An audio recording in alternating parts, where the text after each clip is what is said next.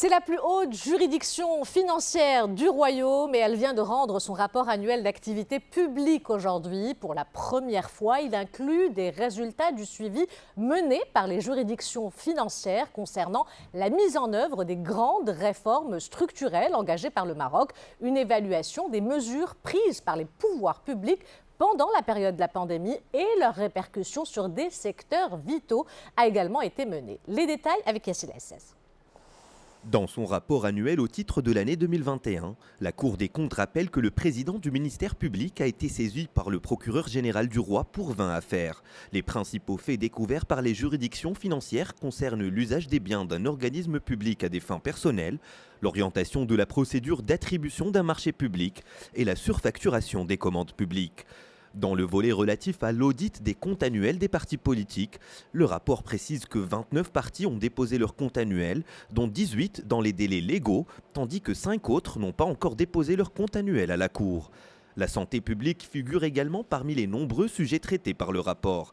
Si elle relève une augmentation globale du nombre de médecins, la Cour des comptes rappelle que le royaume manquera de 47 000 médecins en 2023. Si les mesures nécessaires ne sont pas prises, ce déficit pourrait atteindre 53 000 en 2035. Concernant l'éducation nationale, la Cour des comptes a étudié la répartition des ressources humaines à travers le nombre d'élèves par enseignant. À ce niveau, une amélioration de cet indicateur a été enregistrée au niveau national, en passant de 28 élèves par enseignant pour l'année scolaire 2016-2017 à 25 élèves pour l'année 2020-2021. Un rapport dont on va continuer à parler avec notre invité, le coordonnateur général des travaux des juridictions financières à la Cour des comptes, Mohamed Kamal Daoudi, qui est notre invité. Bonsoir. Bonsoir. Alors, d'abord, qu'est-ce que c'est que la principale nouveauté de ce rapport annuel? Alors, tout d'abord, merci de nous inviter encore une fois cette année. La nouveauté de ce rapport annuel, hormis les aspects qui ont été cités dans votre reportage, concerne le focus mené par la Cour des comptes sur des grands chantiers. Il s'agit de grands chantiers qui ont un impact sur le citoyen et sur l'économie nationale et qui sont bien entendu suivis par Sa Majesté le Roi.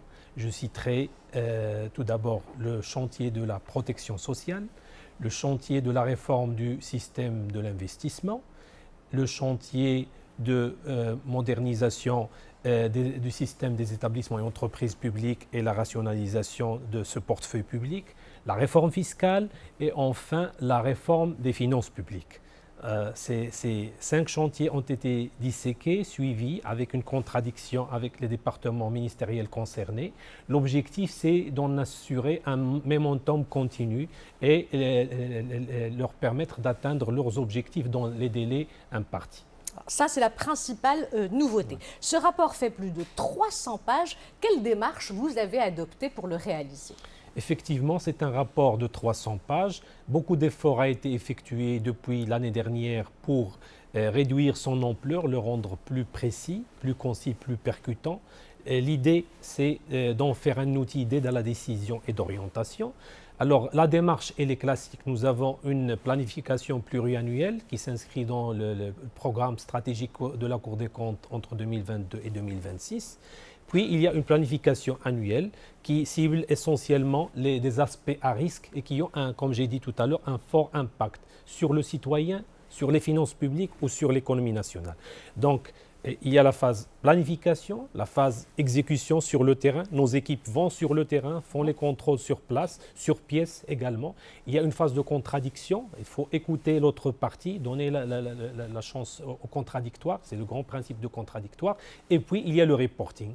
Et nous essayons de synthétiser en fait l'ensemble des missions qui ont été faites par les juridictions financières. Pour cette année, il s'agit de 200 missions qui ont été résumées en 28 synthèses thématiques pour lesquelles nous essayons de donner les principales recommandations et les pistes d'amélioration.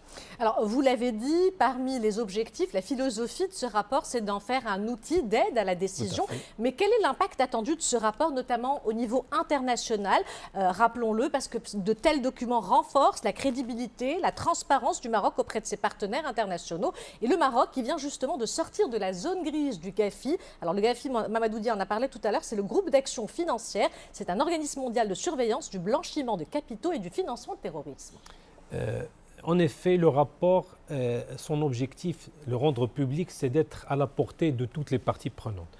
Le citoyen en premier lieu, en tant que taxpayer, c'est la gestion des deniers publics, mais aussi les parties prenantes, les médias et les partenaires étrangers, vous en avez parlé. Effectivement, la Cour des comptes, une Cour des comptes professionnelle est bien suivie. Nous sommes sollicités régulièrement par les bailleurs de fonds, par le FMI, par la Banque mondiale, l'OCDE, la BAD et j'en passe. C'est-à-dire notre indépendance, notre démarche sont scrutées et c'est pris en compte dans un certain nombre d'évaluations. Je citerai l'évaluation PEFA qui évalue le système de gestion des finances publiques ou bien entendu, comme ça a été dit dans votre reportage, par le GAFI.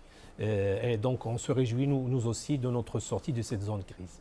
Mohamed Kamel Daoudi, merci pour cet éclairage et merci d'avoir rendu plus accessible ce rapport qui n'est pas toujours facile à déchiffrer pour l'opinion publique. Merci d'avoir répondu à notre invitation.